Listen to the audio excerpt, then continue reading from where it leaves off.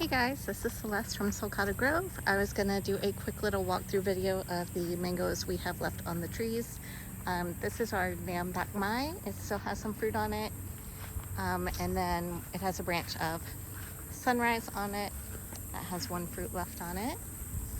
Our PPK tree did not fruit this year. It bloomed really early. We didn't prune it in time to get a second bloom.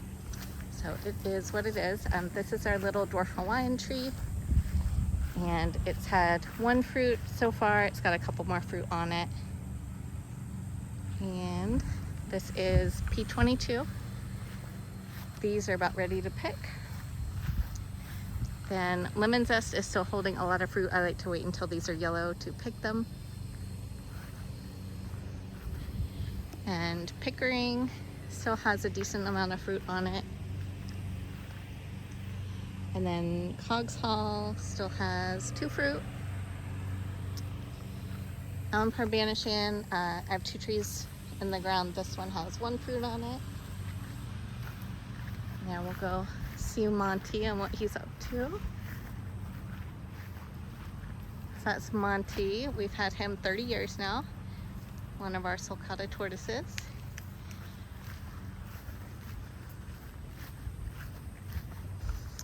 Valencia Pride still has a lot of fruit. We've picked just a few so far off of this one.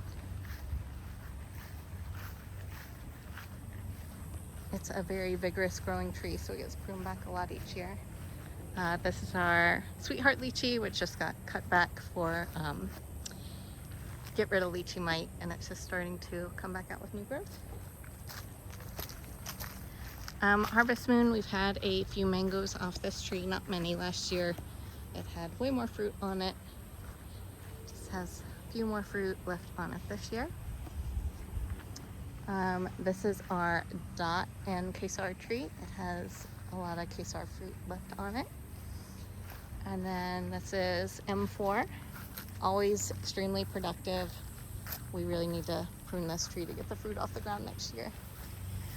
Coconut Cream has a decent amount of fruit, not a lot. This is usually one of our biggest producers. It was not this year, but we'll be freeze drying a lot of that fruit. It's also my daughter Courtney's favorite fruit, so she will be getting a lot of those. Over here we have a little sugarloaf tree, no fruit on it, and then we planted, let's see what we planted over here.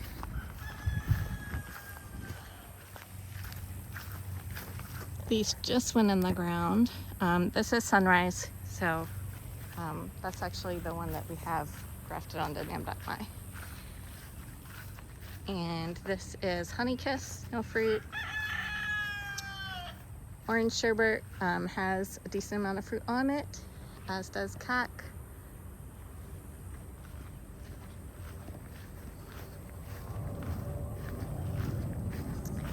And then our other mango trees are on this side of the yard. That's Elvis, our rooster. This is Ice Cream. It still has a decent amount of fruit on it. One of my favorite mangoes. Ugly Betty did not have any fruit this year. This is a little Beverly we just planted. This is Valkyrie. It had a second bloom, fruit from that. This is Sweet Tart with a lot of fruit left on it, and next to it is Peach Cobbler. This might be our most vigorous growing mango tree. I honestly wouldn't plant this one again just because it's so vigorous. But I'm not the one that has to prune the mango trees, so. This is Super Alfonso. It had maybe 10 fruit this year. Then over here we have a little bit older Sugarloaf tree holding some fruit.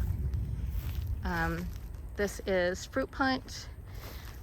These are the boxes we use to protect the fruit. They're from Bumper Fruit. Mike Benjamin here in Sarasota invented these, had them made in Florida, and you can buy them for local pickup in Sarasota or have them shipped. You can see that the fruit not in the boxes did get eaten. Any open boxes on the ground are just where Craig harvested the fruit and it was raining and he didn't feel like reboxing at that time. This is cotton candy. Has a decent amount of fruit.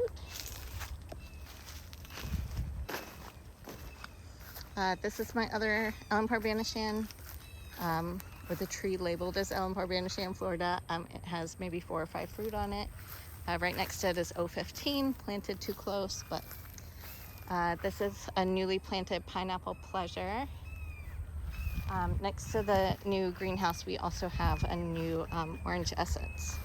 I'm still looking for a white prairie, and I planted the third Sussy Love tree, and it died. So all 3 Sussy Love trees I planted have died. I might buy one more, I don't know. And then my Chuckanon tree I lost in the hurricane. It just broke off and disappeared. We don't know where it went. This is Pina Colada. It fell over in Hurricane Milton and had no fruit this year. Glen was absolutely loaded this year. The fruit were delicious, and it just has a few fruit left on it. I'm trying to box them. These are Valerie's favorite mangoes. And then this is Mahashinook. They are very late in ripening this year. Next to it, I have a Bombay tree. Never had fruit off that one yet. Hopefully soon. Let me see what these. I planted 2 more mango trees over here. This is one of the Sussy Loves that died. That's the rootstock coming back. And oh, this is the orange essence tree, so I'm not real sure what's planted over near the greenhouse. We'll have to look at that one sometime.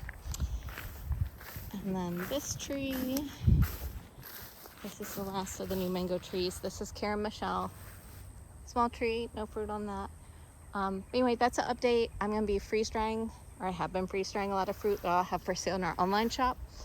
And then I also am selling mangoes on our porch for local porch pickup. I'm not shipping mangoes this year. I shipped some passion fruit and it took a week to arrive, and I'm just not willing to do that with mangoes. There's too much of a local demand, and I hate like fruit getting ruined in the mail and then being out that and having people that aren't happy. So local pickup, or I'm shipping freeze dried. We also do tours, and if you schedule a tour, we offer a lot more variety of mangoes than we sell on the porch. We try to save some of ours that we don't have very many fruits from, and we offer them in the tastings on that tour. So that is probably the best way to taste the most mangoes from our farm in a given year, and early July is kind of the best time. So thanks for watching. Bye.